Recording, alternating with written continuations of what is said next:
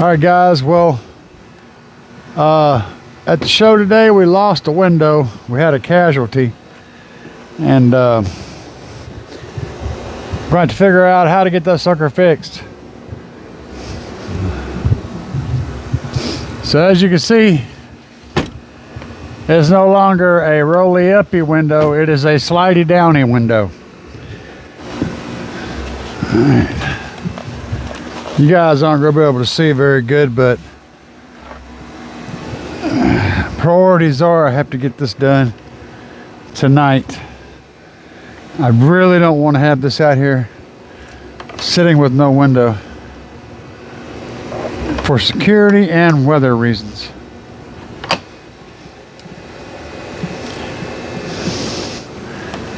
See if we can slip a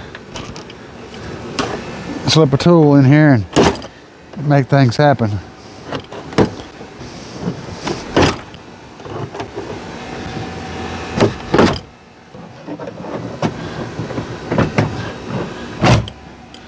All right. I find the more violent you are with this, the less you break stuff.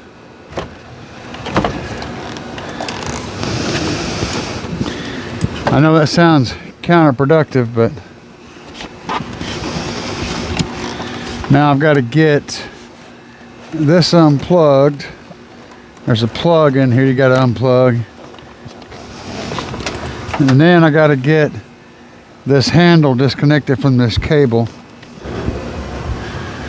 Alright. Now we got to get up in here, figure out where things went wrong. Figure out where it all went wrong.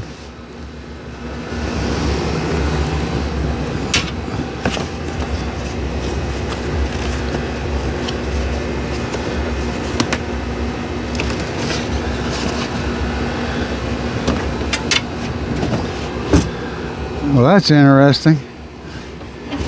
The window was still on the track. It's still connected. Oh, now I can push it all the way up. Oh, it was the cable.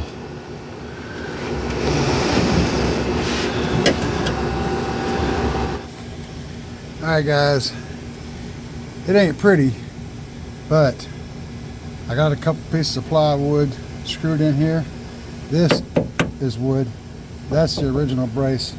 This goes up behind and underneath the window, up under there, and that screw goes into it also. So it's screwed in two different places, and the window is very solid. So I don't hear anything moving. And I want to show you guys something else. In case anybody ever wants to put MDF in your doors, this is what happens. See this? It's literally as soft, you could use it for a pillow. This is what happens to MDF when it's placed indoors. You don't want to do this. Never do this. This was like this before I got the truck. Somebody had put some MDF rings in here, and you see what happens. They turn into this, a pillow.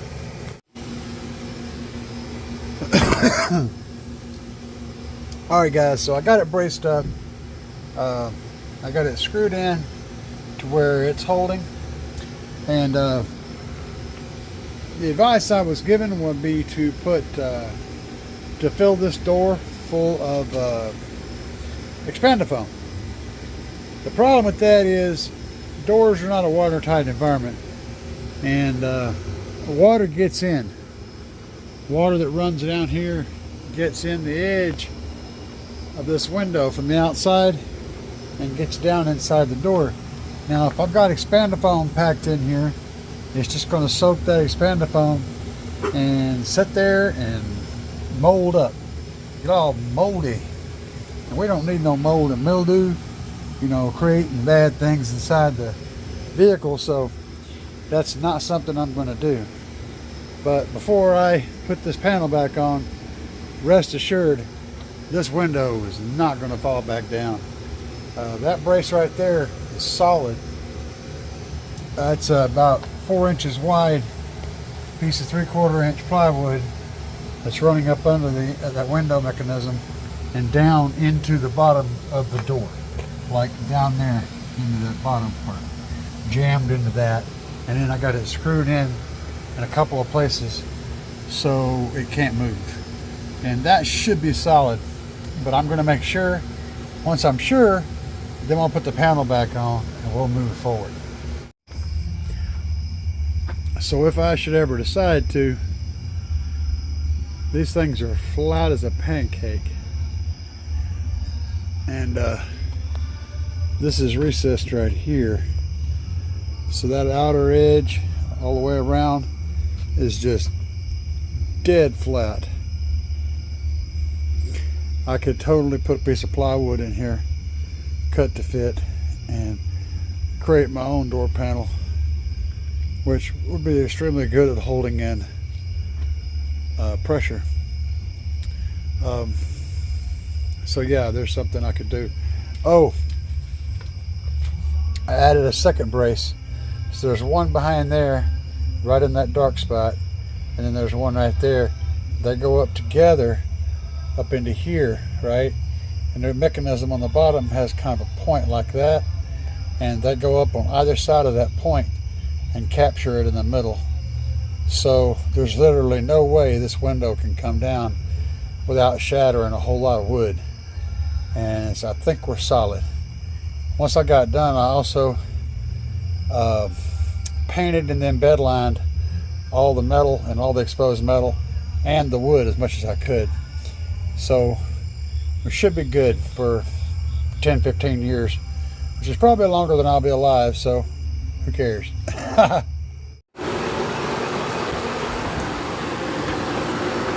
All right, guys.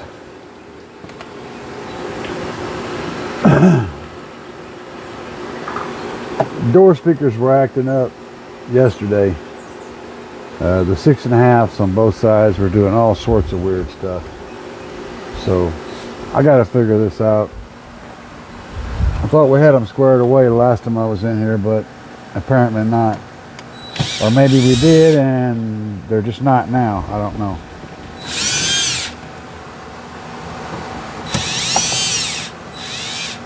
I put a recoil in here last time, so I'm pretty sure that one of my machetes was blown. So I put recoil down there in the bottom to get me through that event. And then yesterday things were doing all sorts of weird stuff. This connection is still solid. Nothing odd going on here. And you'll notice the way I did this. Might look crazy, but I wanted to make sure that there was no connection issues. And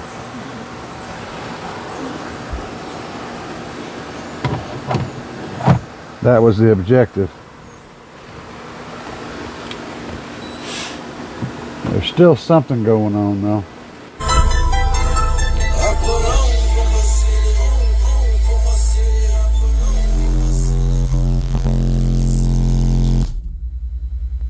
Now why is that cutting off on me?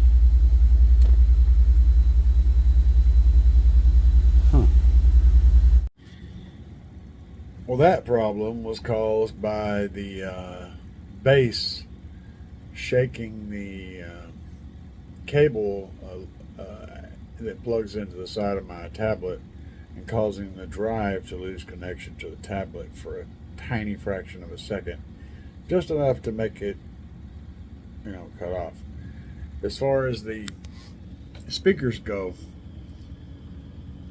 I think I've got a solution that works. It's not ideal, but I'm rerunning the door speakers, the 6.5s, off of the amp that's behind my back seat. So today I'm going to my disability doctor to get the information for the disability people to determine physical disability. I'm doing all that crap today in a couple hours, and wish me luck. And you guys, if you interested in helping my channel out, helping me out, head over to Big Jeff and buy your equipment there. The prices are better than they are everywhere else. I've been shopping, and I encourage you to go to look for the same item in different places, including Big Jeff. Look at the prices. I encourage you to test this yourself. The prices are usually better. I've checked several items and found that to be the case every time, so I'm impressed. Plus you get great shipping and great customer service. And I'm just trying to help you guys out and help me out and help Big Jeff out. Everybody gets help. Everybody gets rewarded for the activity, and that's good. That's where we all work together. You guys want car audio equipment. You want to pay less for it. You want it to be shipped appropriately. You want good customer service after the sale, during the sale. Big Jeff wants your business, and I want to be in the middle of that. You can't lose. It's a win-win-win for everybody. So click the link down below and use my coupon code when you go. Save yourself some money, get some awesome stuff. Everybody's happy. Okay, here's where I suspect my problem might be. And that is these wires right here. And I'm inspecting them in place so that I can see what's going on. It looks totally clean. I did the wiring, of course. Those are still fine. But I suspect that something's going on with my green and purple. Somehow or another they're doing something strange. I don't know. So I wanted to get a look at it while it mounted in place. I'm going to end up having to redo everything on that because just fighting with those door speakers, and that's where they come from. And I know that the signal going into the amplifier is fine because I switched these 3 and 4 with them hooked up, and the problems stayed on the same speaker. The problems didn't change places. So that tells me that it's somewhere from here to the speaker. The next thing I did was I hooked up this other amplifier right here to those speakers, and I hooked them up right in this area here under the seat where the 9-wire connects to the speaker wires that go out to those speakers. Well, I took the 9-wire off and I connected the output to my front sub to those 4 speakers, and they work just fine. They also ohm out exactly as expected at 2 ohms per side, and there was no static, there's no nonsense, it just straight works. That tells me that somewhere between the end of that 9-wire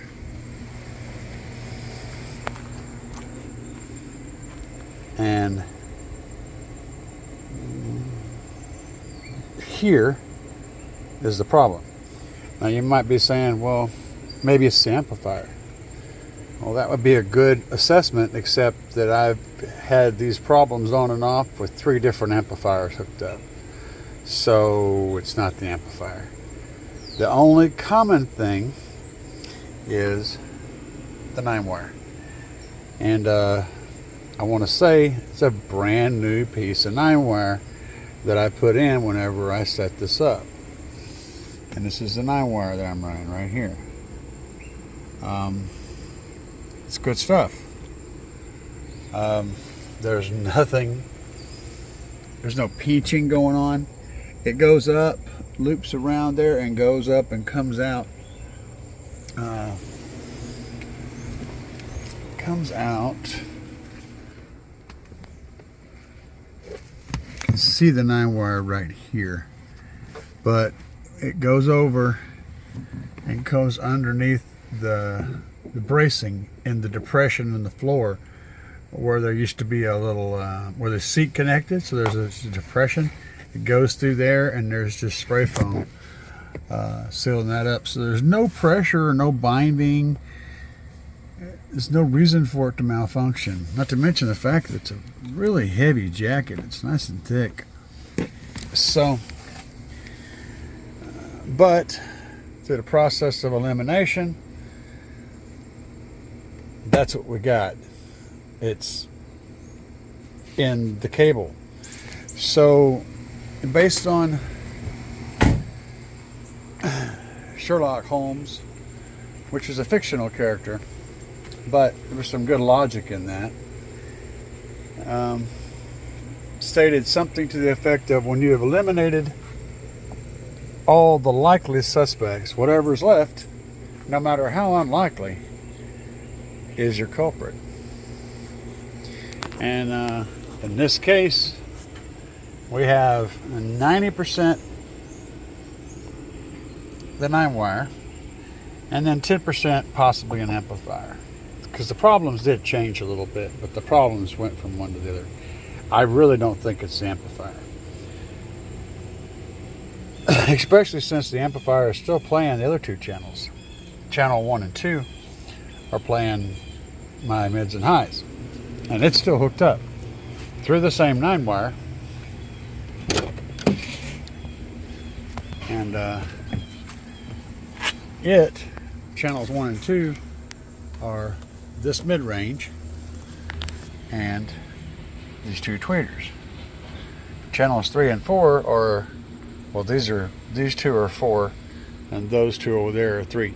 Right now, they're not. Right now, these 2 guys, the center subwoofer, and those 2 guys are all channel 5, one big mono channel. And I got these 2 are 2 ohms and 2 ohms. I got them in series for 4 ohms, and then parallel with the subwoofer under there back at 2 ohms. So there's a 2 ohm load on that amp, and we're sending 300 watts to 5 speakers total. It's not ideal, but it does work, and it gives me an opportunity to make sure that the wiring and the speakers and the wiring all the way back to the 9 wire is good, which is what I'm doing. So by eliminating one thing at a time, we're able to assess that the wiring, the 9 wire, it's all underneath here. It's kind of not pretty, but the wiring up to the 9 wire seems good. And then so that tells me that our problem is backyard. Yeah, we got to work it out, man. Got to work it out. So over the next couple of days, I'm going to be digging deeper into this wiring problem and figuring out exactly what it ends up being. And I've kind of narrowed down the suspects just by eliminating things, but I want to give it a little more time to test and make sure that the problem doesn't reoccur on the wiring. I've gone through that wiring. That wiring is good. I just can't. It's like everything is right. Everything is good, but yet the problem occurs. It doesn't make any sense. I was thinking that maybe there could be a case where there was high voltage jumping onto the speaker wire. But in that case, there's no place where that's really an issue. It's all running, it's all clean run, it's all done the way it's supposed to be done, and I just don't see it. Weird stuff does happen though. So, and the other thing is, say for instance that it is the 9-wire, right? Wires just stay. Either broken or it's not broken, right? Now I do know, I have got some more things I can tell you. Whenever it's doing weird stuff, when I crank the volume up and send the bass to it, it usually makes a better connection. It usually kind of comes to life. Or it'll be playing fine, and when the bass hits, it'll go away. So hardcore vibration, or at least, let me rephrase that, scientifically, putting the power to the amplifier, whether that be extra power going back, whether it be extra power coming out, whether it be the vibrations, whether it be the sound pressure, the subs going up affects the problem.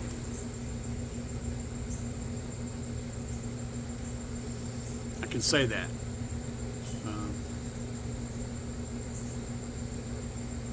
Yeah, the subs going up affect the problem. I don't know how or why, but it does affect it. It does it now.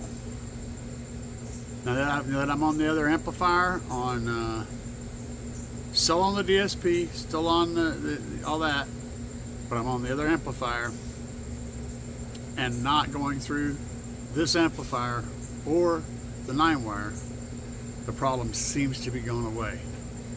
And again, bear in mind, this amplifier is playing 2 channels that are still clean and still experiencing all the same things and don't give me any trouble. Now it could be that the 2 channels of the amplifier are having problems.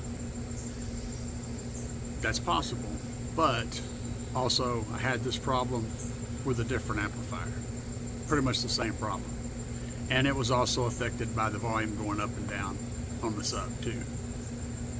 So there's something really strange about this whole operation. For those of you that are used to troubleshooting car audio, you're sitting there scratching your head going, man, that is weird. And I'm right there with you, because this is really my jam. Troubleshooting wiring that's my strong point. And I have hit a freaking brick wall with this. I don't know. But I do know how to test it further. And one of those ways is to run a separate set of wires from the output on this amplifier to the speakers. See if the problems go away. If the problems go away, that means the 9-wire is bad. The problems persist, it's the same problem, well, then we can assume the 9-wire is okay, and it's possibly in the amplifier. Now, another thing that I can do to finalize this test is switching the wiring so that I'm powering the tweeters and what I showed you, powering what would be on channel 1 and 2 with channel 3 and 4 outputs. That way I can test the wiring and the amplifier using known good speakers and known good wiring up there, because they were working on channels 1 and 2. That's another thing I want to do. But either one or both of those 2 things I'm about to tackle next. So guys, if you hit that subscribe button down below, and stay tuned if you want to see how that works out. Peace.